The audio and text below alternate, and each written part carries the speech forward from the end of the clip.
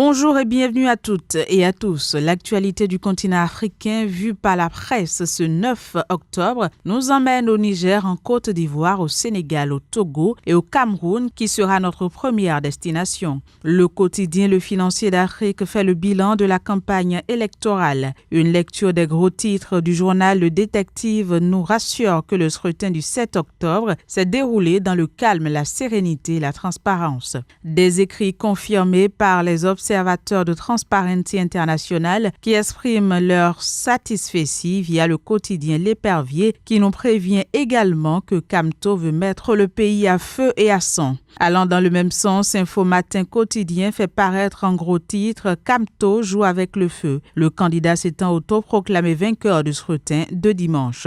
Une note sur l'économie camerounaise, le pays se verra fournir 50 000 tonnes d'huile par le Gabon, révèle l'économie quotidien ce mardi.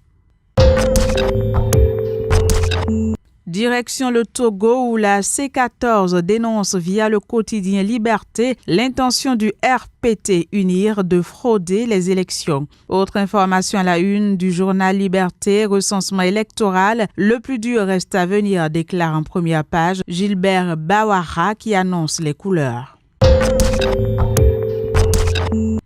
La une des journaux du Sénégal à présent, crise au PDS, Walf Quotidien révèle que Wade bannit Madické et accuse. Enquête sur le meurtre de Mariama Sagna, une militante de PASTEF. Le suspect numéro 1 arrêté, nous apprend le journal Zoom Info. Paralysie des cours et tribunaux du Sénégal, peut-on lire à la première page de Sud Quotidien qui nous informe que les justiciables sont livrés à leur propre sort.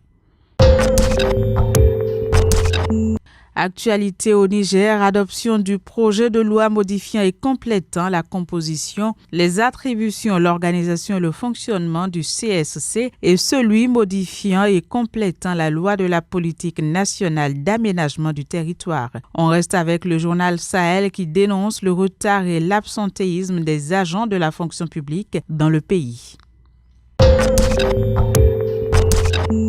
Dernière destination du jour, la Côte d'Ivoire. À la une de Fraternité Matin, bitumage de l'axe Tiampoum à la Guanou, Duncan lance les travaux, peut-on lire. Autre titre paru en première page du journal municipal et régional, Gon Koulibaly, engagé à fond sur le terrain. Voilà, ainsi se referme la revue de presse Afrique de ce 9 octobre. Merci de nous avoir reçus chez vous. À bientôt.